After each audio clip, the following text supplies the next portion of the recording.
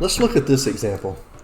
Let's say that our experiment is to flip a coin 3 times. And we have the following events. Event 1 is a heads on first flip.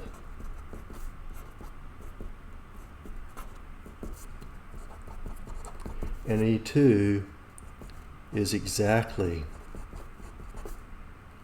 2 heads. All right. So we could draw a picture, and if we were to look at the sample space S, we would say we have heads, heads, heads, heads, tails, tails, heads, heads, tails, heads, tails, heads. These 3 go together. These 4 go together. And then we have tails, heads, tails, tails, tails, heads, and tails, tails, tails. And we look and see, okay, that's event 1. Heads on first flip. Heads, heads, heads, heads. E2 says exactly 2 heads. There's 2, there's 2, there's 2. And so we could look at this and say, okay, what's the probability of exactly 2 heads, which is really E2. We can see that's the 3 out of 8.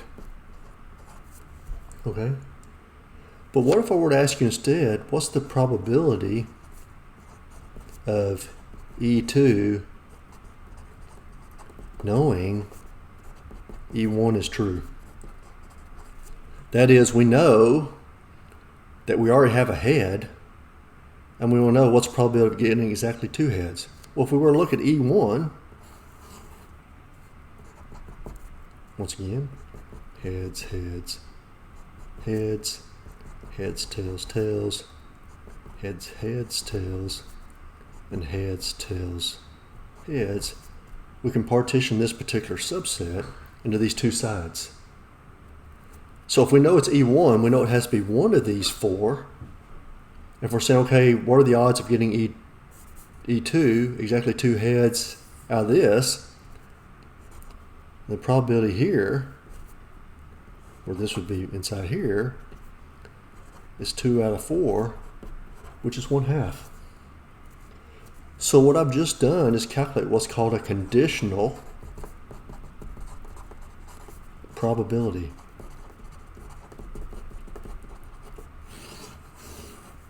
And the formula for that, in this case, would be probability of E2 given E1.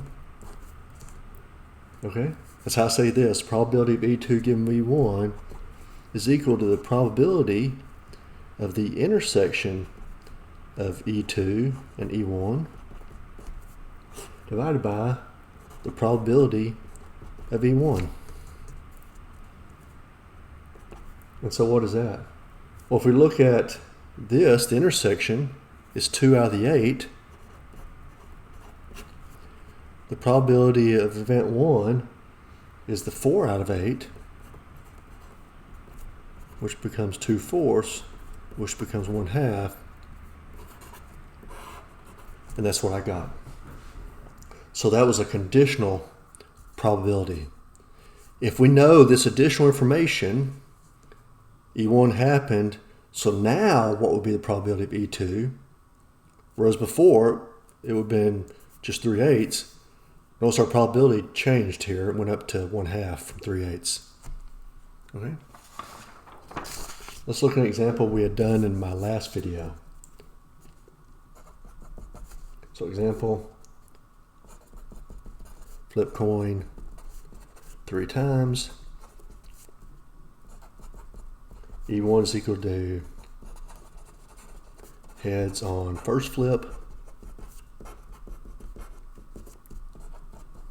E2 is equal to heads on second flip.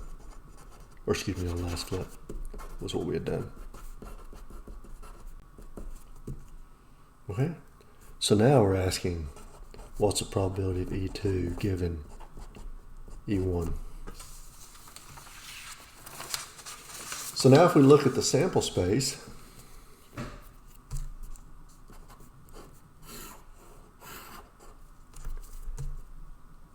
heads, heads, tails, heads, tails, tails, heads, heads, heads, heads, tails, heads,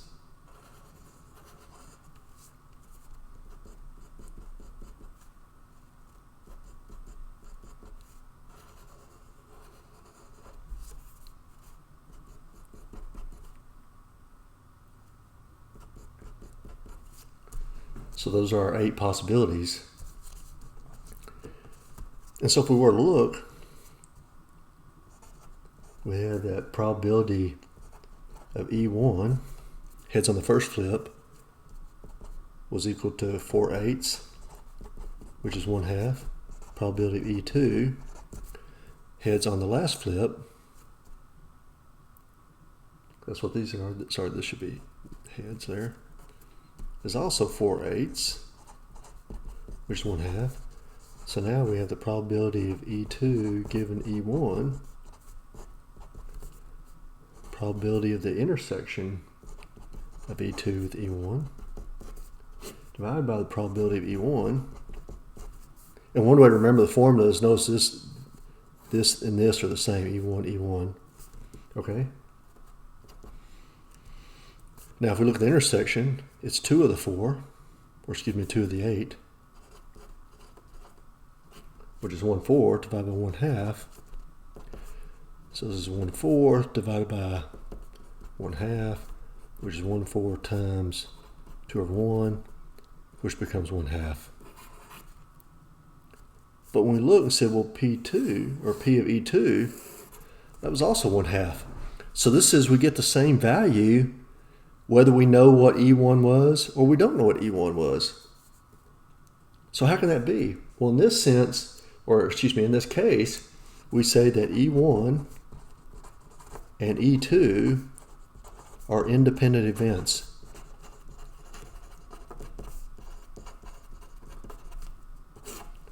And that's the reason for that is because we have that P of E2 E1, which is equal to P of E2. Does that make sense versus the earlier problem? Well, let's think about it.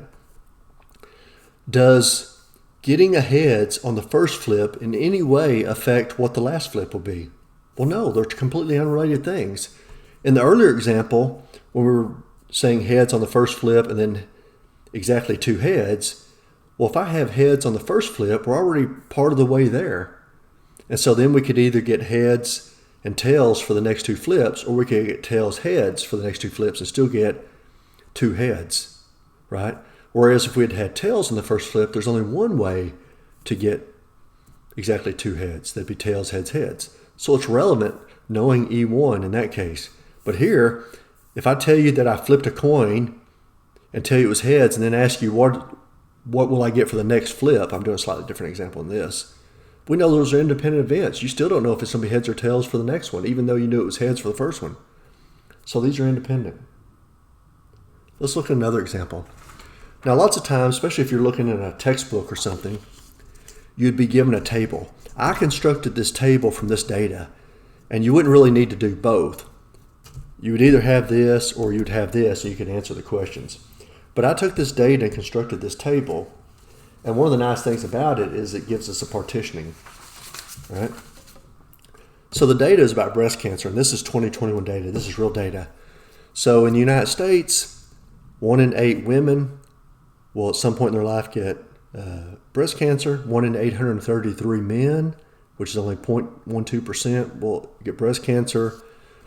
There's 259 million, sorry, it should be million, adults in the U.S., and of the adult population of females, 52% of those 259 million are females and the other are males. If you look at all females, those less than adult age, it's more like 51 and 49.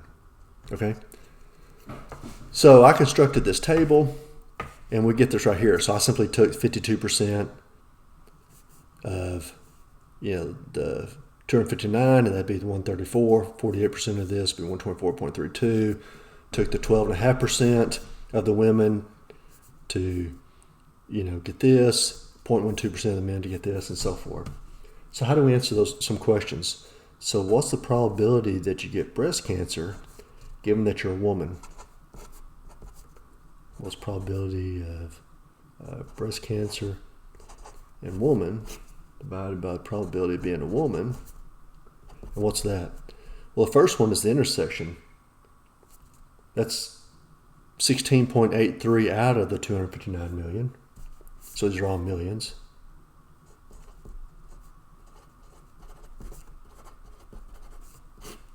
Divided by, what's the probability you're a woman? Well, it's the 134,000.68, or it's 134.68 million, divided by 259. Both of these had 259, so that actually will cancel out from both. And so really just have the ratio of the 16.83 to 134.68, which is 0.125, which is what I started with, so it has to be that way. That's why I said you don't need to take this and construct this to come back to this stuff. But if you had this, then this is how you would have said, well, the probability is 12.5%. And likewise for men,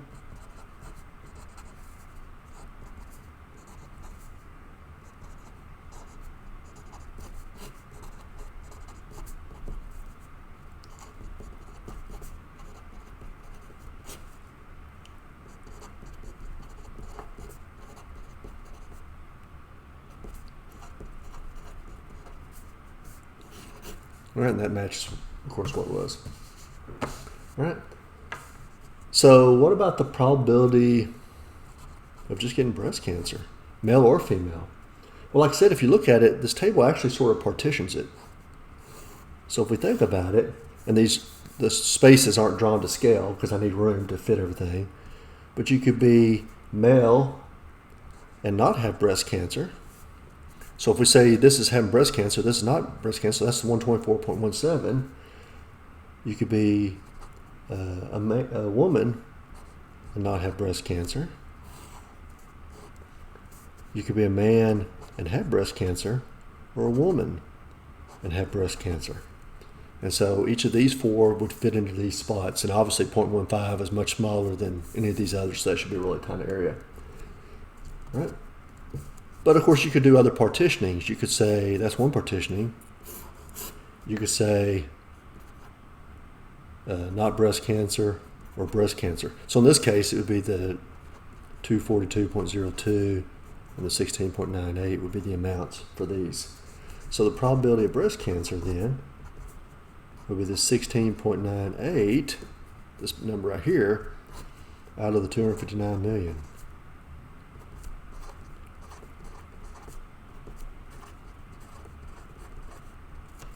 So does that look right? 6.6%. When we looked at women, it was 12.5%. That's about half of that. So how can that be correct? Well, let's think about what this tells us here. The 1 in 8 versus 1 in 833. The number of men and the number of women is approximately equal, right? It's not exactly, which is one reason why this isn't half of this. We didn't get, 6.25. So it's approximately equal. But the amount of men who get breast cancer is much, much smaller than the number of women. It's basically 1/100th as much, okay?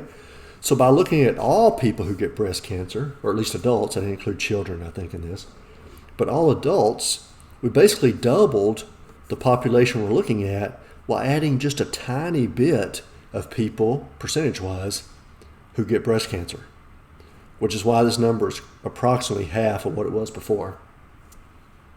Okay, so that does look right, and this is I think it's the correct calculation anyway, but even if I didn't know, if I was just looking at it and taking a guess about does that seem right, the logic of it is what I just described.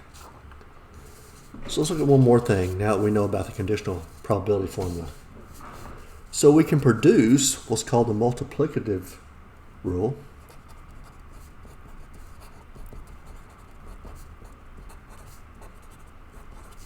by manipulating the conditional probability rule. So we have the probability of B given A is equal to the probability of B and A divided by the probability of A.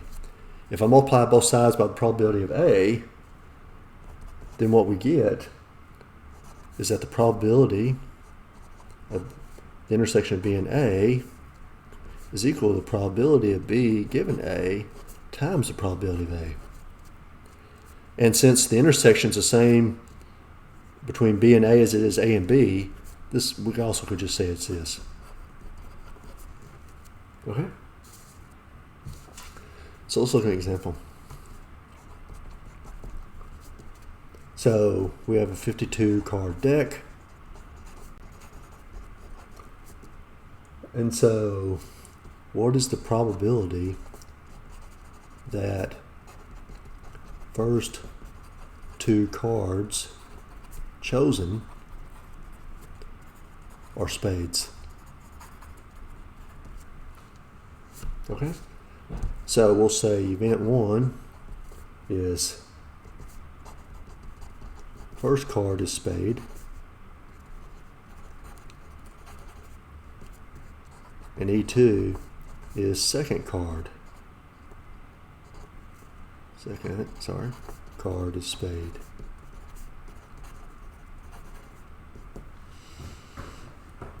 Right. So what we're asking is, what is the probability of E1 and E2, so it's intersection, which we say is equal to the probability of E1, these are just a product so I can reverse the order, times the probability of E2 given E1. So what we have here, well, what's the probability of E1? So we know that 13 of the 52 cards will be spades. So that reduces to 1/4. But now, what do we have for the next part? The probability of E2, knowing that we had E1. Well, let's think about it. If I pull out a spade, now I have 51 cards. Okay? But only 12 of those could be a spade. Now, I pull out one of the 52, which leaves me with 51 remaining cards. If that first one I pulled out is a spade, then I have 12 other spades. So this is the probability that I get another spade given that I pulled out one spade. And therefore,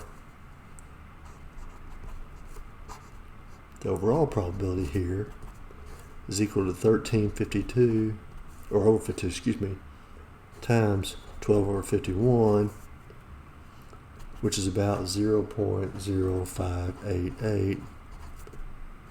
Of course, these are both approximations. So this is equal to about 5.9%. So there's a simple example of using the conditional probability formula rearranged to calculate something like this.